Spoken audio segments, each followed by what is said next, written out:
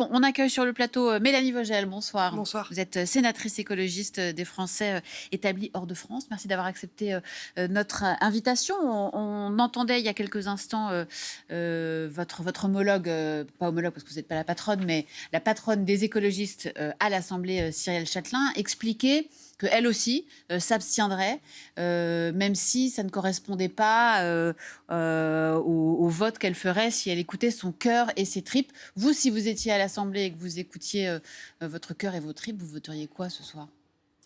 Non, mais évidemment que ce budget n'est pas un bon budget. C'est la raison pour laquelle on ne va pas voter pour. Mais si j'étais députée, comme Cyrielle Châtelain et comme l'écrasante majorité du groupe écologiste, je m'abstiendrai également sur le PLFSS. Parce que je crois qu'il faut mesurer le rôle qu'ont joué les écologistes, que jouent les écologistes aujourd'hui dans le pays, pour ce qui va se jouer dans les heures qui viennent, et pour ce que ça va permettre, notamment pour la sécurité sociale. Ce que nous avons décidé de faire, c'est de rentrer de manière ferme, mais constructive dans une discussion avec des objectifs très clairs, notamment celui de ne pas laisser mourir l'hôpital public. C'était la dernière revendication que nous avions pour envisager de ne pas voter contre, de permettre qu'il y ait ce milliard en plus dans l'hôpital public. Et la raison est très simple, c'est que l'hôpital public, sinon, va mourir. C'est grâce à vous, ce soir, vous dites, grâce à nous, écologistes, l'hôpital public a obtenu une rallonge d'1 milliard d'euros ? Je peux vous assurer que si les écologistes n'avaient pas fait de cette demande une priorité absolue et n'avaient pas indiqué qu'il était envisageable qu'une abstention puisse se voir ce soir, si cet amendement était déposé par le gouvernement et adopté par l'Assemblée, il n'y aurait pas eu 1 milliard de plus pour l'hôpital public. Et 1 milliard de plus pour l'hôpital public, ça veut dire des fonds qui sont loin d'être suffisants. Si c'était parfait, nous aurions voté pour, qui sont loin d'être suffisants, mais qui vont permettre qu'on puisse ne pas voir l'hôpital public mourir. Et pour nous, c'est une priorité pour les Françaises et les Français. Donc voilà, ce soir, un sentiment de... Je veux dire, un compromis, c'est pas génial, un compromis. Enfin, voilà, moi, je veux pas vous dire que le texte qui va être voté ce soir est un bon texte. Mais je crois que c'est le rôle que nous avons décidé de jouer, c'est de permettre qu'il y ait la suspension de la réforme des retraites, qu'il y ait 1 milliard en plus dans l'hôpital public, qu'il puisse y avoir le congé de naissance. Voilà. Et donc, c'est la responsabilité que nous avons prise. Et je crois que ça a été clé dans cette journée. Est-ce que ça augure d'opposition à venir ? En clair, le fait que c'était un vote, c'était essentiel que vous choisissiez l'abstention pour le gouvernement. Est-ce que ça veut dire que vous êtes plus, si j'ose dire, PS compatible que PC ou LFI compatible, qui eux sont sur un non quoi qu'il arrive, même si ça permet de revenir sur la réforme des retraites? Est-ce que ça veut dire que votre démarche est plutôt d'essayer de travailler de l'intérieur plutôt que de dire non régulièrement? Non, mais vous savez, nous... ça ne serait pas une grossièreté, de toute façon. Ah non, mais on n'est ni PS compatible, ni LFI compatible. On est écologistes. Et les écologistes ont aujourd'hui, depuis le début, nous sommes parlementaristes. Nous avons toujours dit que l'objectif que nous avions, c'était d'essayer de trouver des majorités pour l'intérêt des Françaises et des Français. Jusqu'à présent, le compte n'y était pas. C'est pas parce qu'on n'était pas ouvert à ce qu'il puisse y avoir une abstention. Jusqu'à présent, le compte n'y était pas. Mais maintenant, nous sommes responsables. Nous avons des demandes. Quand ces demandes trouvent un écho, on est en capacité de bouger pour l'intérêt des Françaises et des Français. Donc ça n'a rien à voir, si vous voulez, avec ni les socialistes, ni les insoumis. Ça pourrait avoir à voir quand on sait les alliances qu'il y a eu pour les législatives, quand on sait qu'il y a une présidentielle en 2027, et que c'est mieux d'être d'accord philosophiquement sur un certain nombre de principes avec ses alliés. C'est pour ça que je pose la question. Oui, mais là, vraiment, la question qui est posée ce soir, c'est pas la présidentielle, c'est pas les alliances pour 2027 ou pour d'éventuelles législatives. La question qui était posée ce soir, c'était... Une fois qu'on s'est battu, vous savez, on dit c'est à la fin de la foire qu'on compte les bouses, d'accord ? Alors, soit on se bat pour qu'il y ait des choses qui soient arrachées, ce qui a été notre cas. Les députés écologistes se sont battus jusqu'au bout. On passait des heures à négocier, et ça a été difficile, on a eu des discussions difficiles. Donc les députés écologistes ont travaillé comme des malades pour arriver à arracher quelque chose. Une fois qu'on est à la fin, là aujourd'hui, maintenant, dans quelques minutes, on est à la fin de cette bataille-là. Eh bien, notre responsabilité, c'est d'étudier la question suivante. Qu'est-ce qui vaut mieux pour le pays ?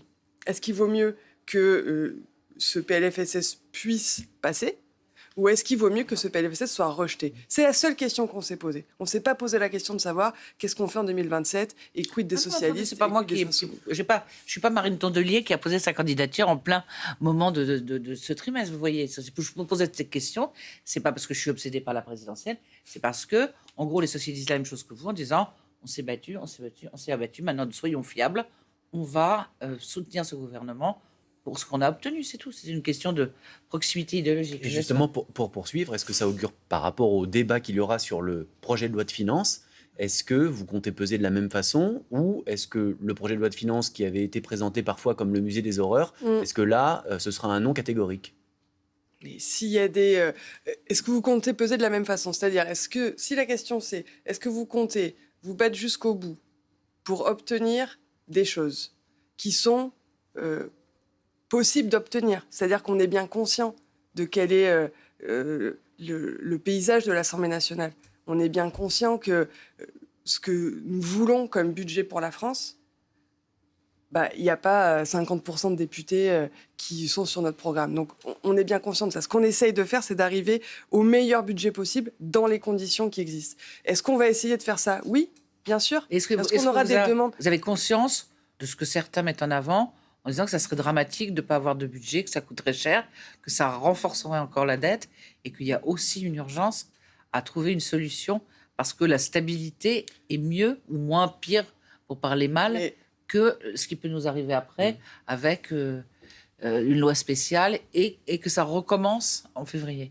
Mais moi, mon objectif politique, c'est pas qu'il n'y ait pas de budget. Mon objectif politique, c'est qu'il y ait un bon budget. Maintenant, on sait très bien, études d'économistes à l'appui, qu'un budget qui est trop austéritaire est un budget qui nous appauvrit collectivement. Là, on en est quand même assez loin. Oui, mais c'est le grand choix politique du budget, il est quand même là. Nous avons toujours dit qu'il fallait résoudre le problème de la dette et du déficit public. Il n'y a pas un écologiste qui dit « c'est pas important, la dette, laissons-la filer ».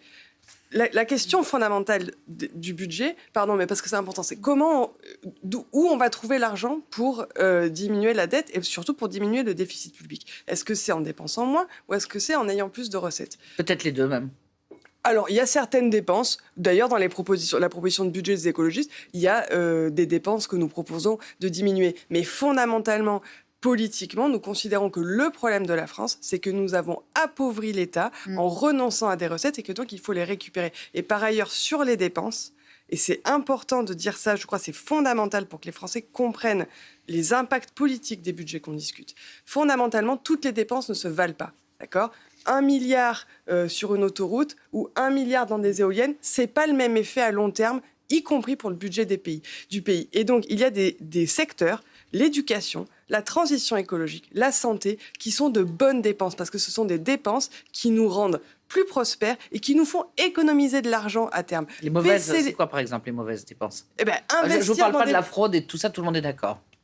Les mauvaises dépenses, c'est par exemple faire des exonérations, c'est des dépenses, ça, c'est des recettes en moins. Donc faire des exonérations de cotisations sociales qui sont parfaitement inefficaces sur l'emploi, qui font un trou dans le budget de la sécurité sociale et qui nous empêchent d'avoir des services publics de qualité. Ça, je pense que ce sont des mauvaises dépenses. Mais investir dans l'éducation, c'est une bonne dépense parce que ça rend votre pays plus prospère et ça vous fait gagner de l'argent plus tard. Dépenser pour l'adaptation au changement climatique, je suis désolée, ça nous rend plus riches.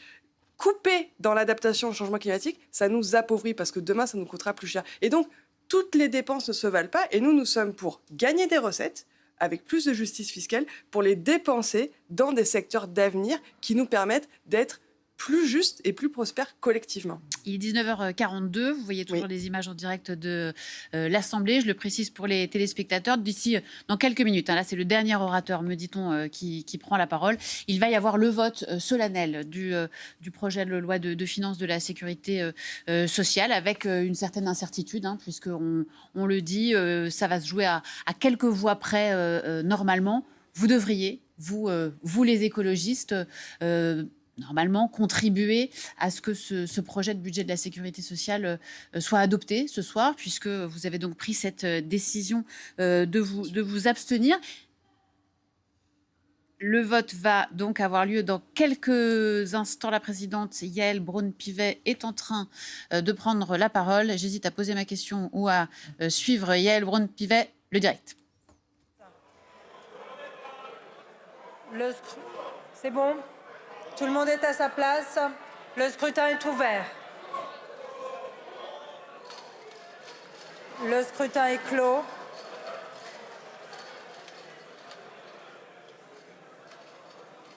Votant 574, exprimé 481, majorité 241, pour 247, contre 234. L'Assemblée nationale a adopté. Je vous remercie, la séance est suspendue. Et levée.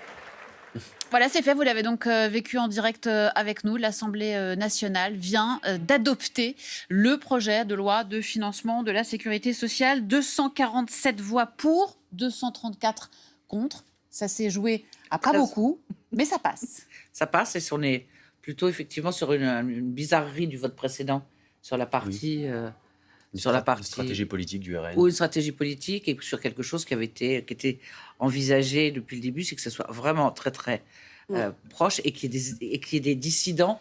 Donc pas mal on va voir avec le détail, dans pas mal de groupes, notamment chez Édouard Philippe, c'est-à-dire que l'abstention puisse se transformer pour certains 4-5 ou 3-4 qui passent en pour, et d'autres chez Laurent Wauquiez qui passe dans le camp. Alors, ça paraît pas très clair quand on regarde le camembert qui est affiché à l'écran, mais on voit au bloc central du bleu, donc ça veut dire un vote pour. On voit que quasiment aucun vote ne manque, quelques abstentions par-ci par-là, et si je ne m'abuse, à droite du camembert central, vous avez quelques votes contre rouges.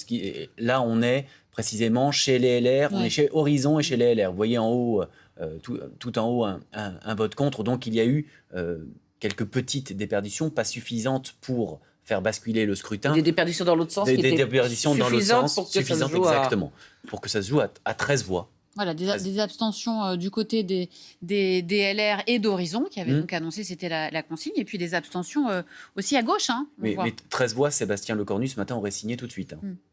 Et oui, des abstentions à gauche, comme prévu, l'abstention des écologistes, quelques abstentions dans le groupe communiste. Et du vote contre du côté des écologistes. Et du vote contre, on voit bien sur le camembert. Je parle sur votre... Sandrine Rousseau l'a dit publiquement, elle n'était pas la seule. Et puis il y a des membres vous savez que le groupe écologiste à l'Assemblée nationale est un groupe qui accueille pluriel, qui accueille des personnes proches des écologistes, mais qui ne sont pas chez les écologistes. Il y a des éléments qui vous surprennent, Mélanie Vogel, quand vous découvrez avec nous en direct le résultat de ce vote sur les bancs de l'Assemblée? Non, c'est conforme à ce qu'on a entendu dans les heures qui viennent de précéder. Ça montre que les écologistes... Je vous interromps un instant, Mathilde Panot. Donc le rejet en deuxième lecture du budget de la sécurité sociale aura donc échoué à 13 voix près. Et c'est évidemment une très mauvaise nouvelle pour le pays, puisque, je le rappelle, ceux qui ont voté pour ce budget ou qui ont laissé passer ce budget par leur abstention permettrait, si ce budget était réellement adopté en dernière lecture, de faire 4 milliards de coupes sur la santé et notamment sur l'hôpital public, et ce alors que l'hôpital public est déjà à terre dans notre pays, mais viserait aussi à baisser les allocations familiales, notamment pour les familles qui ont des enfants de plus de 14 ans, qui se verraient ainsi supprimer la majoration de 75 € qu'ils avaient par mois. Cela reviendrait aussi à augmenter le prix des complémentaires, notamment avec la taxe de 1 milliard qui a été faite sur les mutuelles. Cela reviendrait à faire les poches de 1,5 million de personnes, notamment souffrant du diabète, avec jusqu'à 315 € par an qui seraient pris dans les poches des diabétiques de ce pays, ou encore à limiter les arrêts maladie. Je ne sais pas qui a trouvé cette idée absolument absurde et inhumaine, notamment pour celles et ceux qui ont des arrêts suite à des accidents de travail ou à des maladies professionnelles. Alors évidemment, ce vote confirme d'abord quelque chose de très important. Il confirme le changement d'alliance du Parti socialiste, qui décide donc de rejoindre le camp des soutiens au gouvernement. Et je rappelle qu'en démocratie, lorsqu'on vote un budget, on est donc dans la majorité et dans le soutien au gouvernement. Et lorsqu'on vote contre un budget, on se place dans l'opposition. Les socialistes et la direction du Parti socialiste a donc fait un choix extrêmement clair aujourd'hui. En votant pour le budget, non seulement ils permettent à un budget cruel de pouvoir passer, mais en plus de cela, ils sauvent Emmanuel Macron, puisque, je le rappelle, il y a un mois tout juste, la discussion qui existait dans ce pays était de savoir si Emmanuel Macron devait partir. Ce qui est majoritaire dans le pays. Et ce qu'ont permis les socialistes, c'est de faire en sorte non seulement de leur donner un sursis, de faire perdre du temps au pays et d'adopter un budget comme celui que nous venons d'adopter en seconde lecture, qui permet, par exemple, de faire 4 milliards de coupes sur la santé et sur l'hôpital public, dont tout le monde comprendra que c'est extrêmement cruel. Évidemment, ce vote n'a rien à voir avec le mandat qui a été donné par les électeurs et les électrices qui les ont fait élire dans cette Assemblée, dont le mandat était justement de construire une alternative en rupture avec le macronisme et non pas de s'allier et de fusionner avec la Macronie comme ils sont en train de le faire. De même, nous sommes surpris de voir que ce vote passe grâce à l'abstention de plusieurs députés écologistes qui, eux aussi, ne respectent pas le mandat qui leur a été donné par les électeurs et les électrices. Sachez qu'il reste une force disponible dans ce pays pour appliquer un programme de rupture avec le macronisme, c'est celle que nous représentons aujourd'hui, et nous redisons comme une promesse que les insoumis et insoumises seront toujours du côté du peuple et ne seront jamais dans les petits arrangements de couloir dans le dos des citoyens et des citoyennes. Nous sommes donc au vote à la seconde lecture. Il reste un prochain vote, donc en dernière lecture, qui devrait avoir lieu la semaine prochaine. Et j'invite toutes celles et ceux qui nous écoutent, et notamment les soignants et les soignantes, mais aussi celles et ceux qui attendent pendant des heures aux urgences, à aller interpeller leurs députés pour savoir s'ils continueront de garder le même vote en dernière lecture, parce que c'est de cela dont il s'agit. Voilà, Mathilde Panot, la chef des Insoumis à l'Assemblée, qui réagissait à l'adoption de justesse, mais à l'adoption, donc ce soir par les députés, du projet de loi de finances de la sécurité sociale, un budget cruel, une très mauvaise nouvelle pour le pays. Et elle vous met en cause, enfin pas vous directement Mélanie Vogel, mais vous les écologistes qui vous êtes donc abstenus ce soir, ce qui a permis l'adoption de ce budget. Elle estime que vous n'avez pas respecté votre mandat. Est-ce que c'est ce soir la rupture entre LFI et les écologistes ? Vous savez, c'est une vraie question qui est posée par cette intervention. Moi, je partage, comme je l'ai dit tout à l'heure, les critiques qu'on doit faire à ce budget.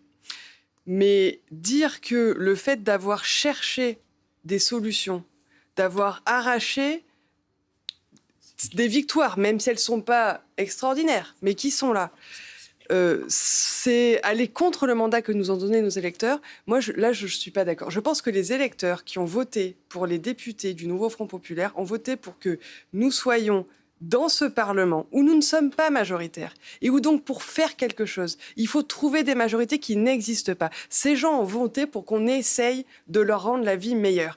Et moi, la question que j'ai envie de poser à Mathilde Panot, c'est d'accord, ce budget n'est pas bon. Le rejeter, est-ce que vraiment c'est mieux pour la France, c'est mieux pour les personnes que nous défendons et qui ont voté pour nous?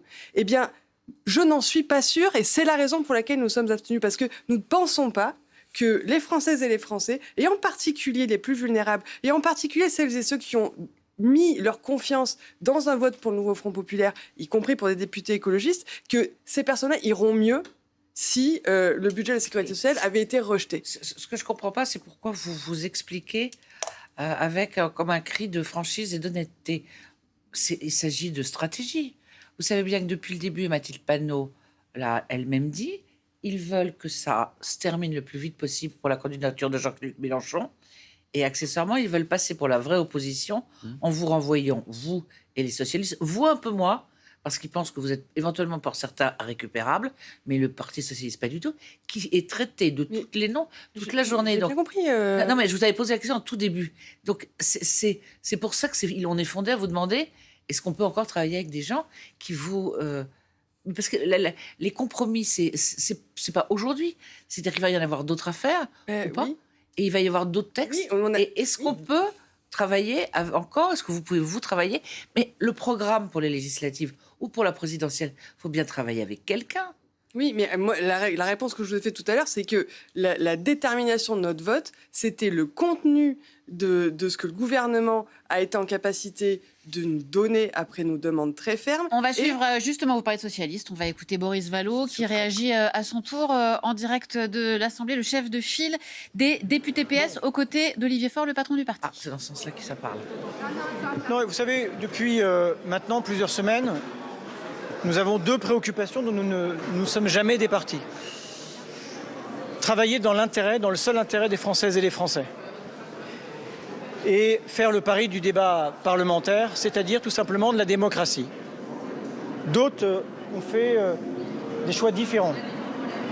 On préférait soit être les passagers clandestins de ce débat, soit faire le pari de la politique du pire. Nous avons regardé aujourd'hui où nous en étions après plusieurs semaines d'un débat qui a été âpre, rugueux, exigeant, où il a fallu chercher des compromis.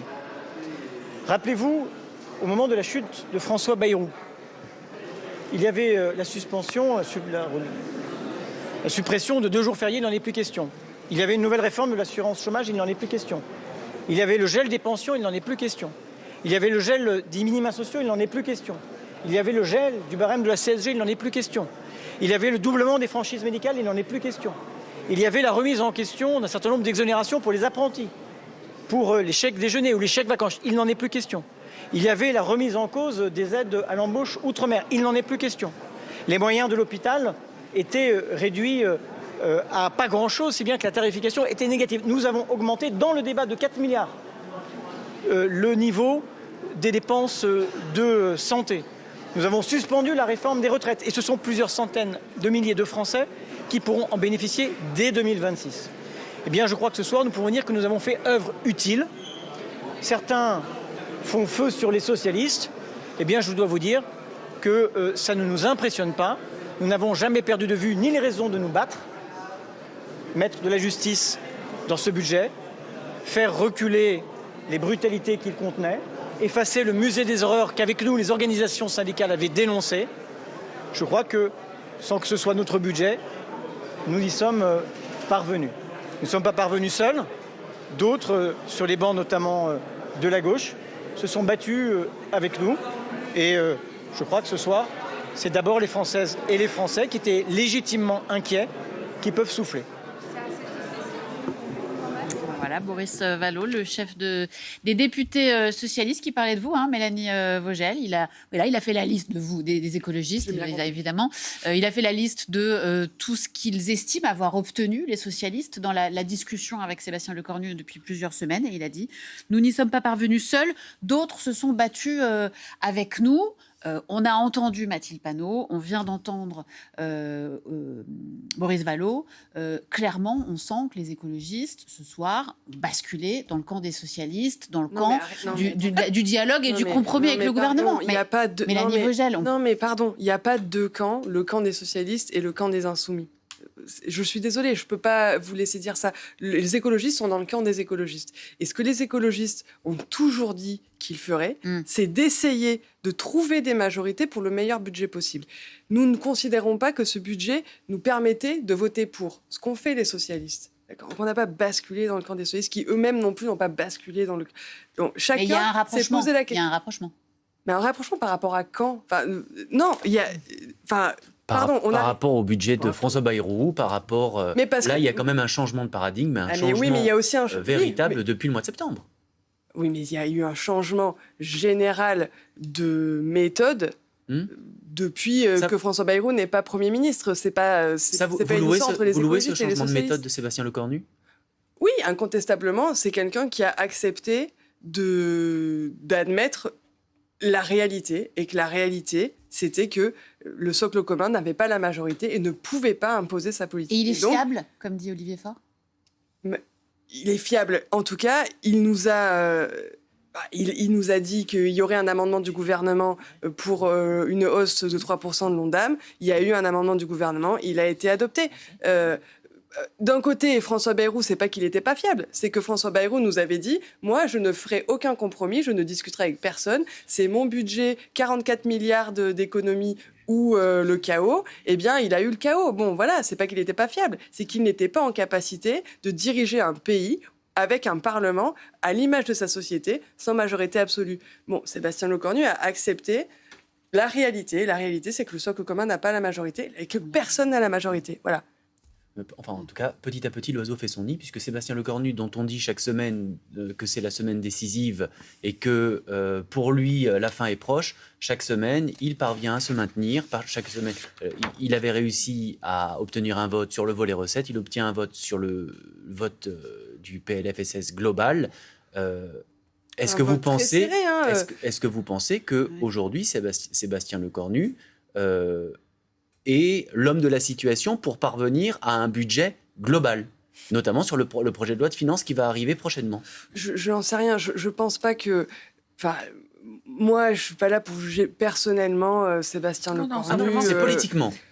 Politiquement, ce qui est clair, c'est que la seule manière de s'en sortir en France jusqu'à ce qu'il y ait de nouvelles élections qui peut-être changent la majorité à l'Assemblée nationale, la seule manière de s'en sortir, c'est que celles et ceux qui sont aujourd'hui au gouvernement, tant qu'ils ne changent pas, acceptent de faire des pas et de flancher sur certaines des propositions très brutales qui avaient été faites au début. Sinon, c'est impossible d'obtenir un budget pour la France. Donc ça, c'est clair.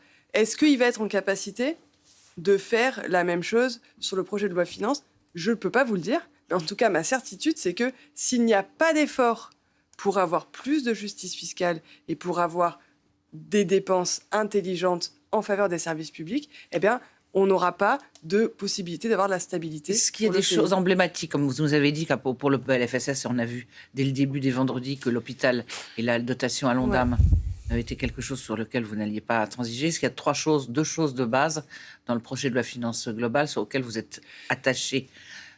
Est-ce que c'est une taxe sur les riches? Est-ce que c'est... Voilà, non, mais si je devais vous dire trois choses... Je suis obligé forcément de... Je comprends. Je vous dirais une chose, c'est des recettes en taxant les plus hauts patrimoines. D'accord.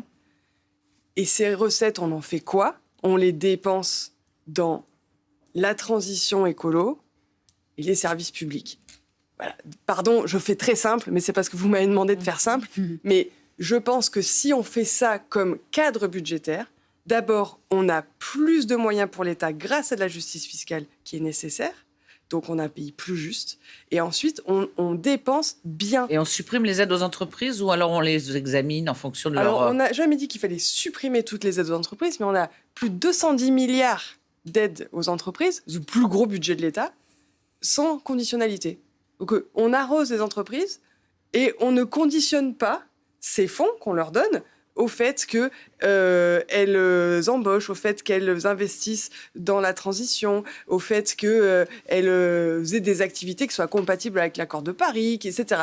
Bon, donc ça, c'est un problème. Moi, j'ai pas de problème avec le fait qu'on puisse avoir des fonds publics en faveur des entreprises. J'ai un problème avec le fait que ce soit conditionné à rien. C'est pas une politique publique de donner de l'argent conditionné à rien. On donne de l'argent conditionné à des résultats. Le Premier ministre Sébastien Lecornu vient de publier un long message sur X. Alors, vous pouvez peut-être pas le voir parce que je sais que je crois que vous avez quitté le réseau social d'Elon Musk. Mais le Premier ministre salue ce soir une majorité de responsabilité qui montre que le compromis n'est pas un slogan. Est-ce que vous avez le sentiment, vous, Mélanie Vogel, sénatrice du Parti écologiste, d'appartenir à une nouvelle majorité de responsabilité? Non, pas du tout. Il n'y a pas de nouvelle majorité de responsabilité. Il y a aujourd'hui le résultat d'un travail très dur qui a été fait par les parlementaires et en particulier ces derniers jours et ces dernières heures par les députés écologistes à l'Assemblée nationale qui donne le résultat pour l'instant que on pourra avoir un budget pour la sécurité sociale. C'est pas une nouvelle majorité. On a évité le pire. Voilà, c'est tout. Mais non, n'appartenant pas à une nouvelle majorité de responsabilité. Et cette victoire, je vous soumets les déclarations à mesure qu'elles tombent. Cette victoire est d'abord celle du Parlement lui-même. Ça, c'est Olivier Faure qui le dit ce soir. Vous partagez? C'est une victoire du Parlement ce soir? En tout cas, en partie, oui. C'est une victoire d'une méthode qu'on doit finir par apprendre en France, qu'on est loin d'avoir appris, parce que si on avait appris cette méthode, Sébastien Lecornu ne serait pas Premier ministre. Mais c'est le début de quelque chose qui devrait arriver finalement en France un jour, qui est d'avoir un vrai régime parlementaire. Et dans un vrai régime parlementaire, pardon, je sais qu'on a dit ça 1500 fois, mais dans un vrai régime parlementaire, Sébastien Lecornu ne serait pas Premier ministre. Et donc on a un problème malgré tout. Mais on est arrivé effectivement à voter quelque chose ce soir, et c'est parce qu'il y a eu une méthode de discussion, et quand il n'y a personne à de majorité, on est obligé de discuter. Merci beaucoup Mélanie Vogel, sénatrice écologiste des Français établis hors de France, d'avoir été notre invitée ce soir. Merci à tous les deux. Les informés de France Info tout de suite.